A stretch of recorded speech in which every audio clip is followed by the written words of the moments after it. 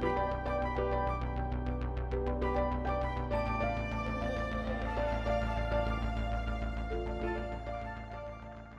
A Russian fuel tanker carrying nearly 270,000 barrels of diesel to Cuba has stalled in the Atlantic, worsening the island's worst fuel crisis in decades.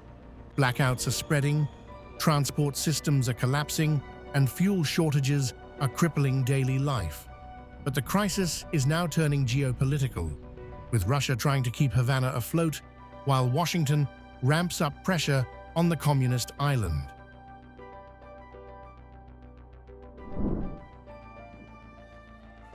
The United States has expanded sanctions on Cuba, while Secretary of State Marco Rubio rejected claims of an American blockade. Rubio instead blamed Cuba's communist leadership for the island's economic collapse, saying the regime's incompetence is driving the crisis.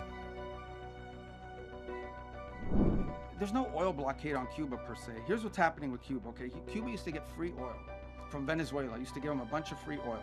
They would take like 60% of that oil and resell it for cash. It wouldn't even go to benefit the people. So the only blockade that's happened is the Cubans have decided, the Venezuelans have decided we're not giving you free oil anymore. And you can only imagine nowadays, the way oil prices are, no one's giving away free oil, much less to a failed regime. So the problem with Cuba is worse, okay? Their economic model doesn't work. And the people who are in charge can't fix it. And the reason that I can't fix it is not just because they're communists, that's bad enough, but they're incompetent communists. The only thing worse than a communist is an incompetent one. And that's what, so incompetent communists run that country. They don't know how to fix it. They really don't. And we have 90 miles from our shores, a failed state that also happens to be friendly territory for some of our adversaries. So it's an unacceptable status quo, and we'll be addressing it, but not today. Okay.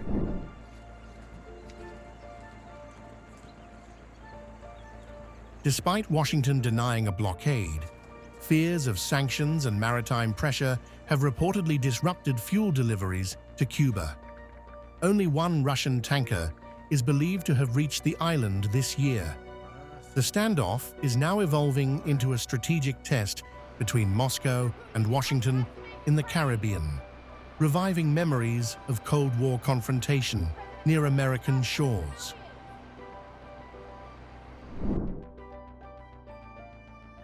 China has now openly backed Cuba against the United States. Beijing accused Washington of using sanctions and coercion to violate Cuba's sovereignty and worsen humanitarian suffering on the island.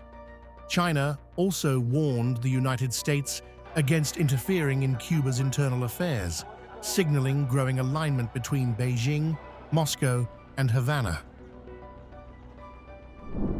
The cooperation between China and Cuba is bright and clear.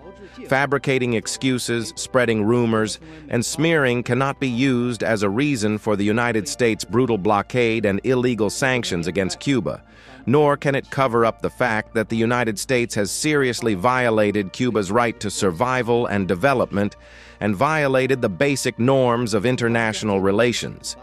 China will firmly support Cuba in safeguarding its sovereignty and security and urge the United States to immediately cease its blockade, sanctions, and any form of coercion and pressure against Cuba.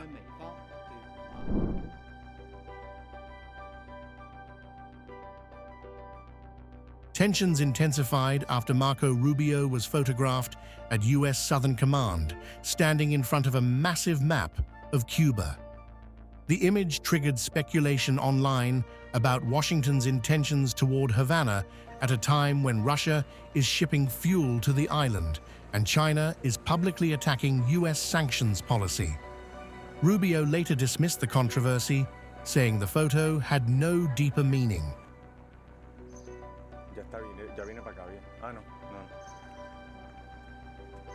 Happened to be a map of Cuba, and I said it'd be good if we took a picture in front of that map because it's like the closest thing in Southcom to the United States. So there it is. We have maps of other countries. Cuba's fuel crisis is now becoming part of a much larger geopolitical battle. Russia is trying to sustain its ally. China is openly challenging Washington's sanctions strategy, and the United States is tightening pressure on Havana. As tensions rise from Eastern Europe to the Caribbean, Cold War-style rivalries are rapidly returning to America's doorsteps.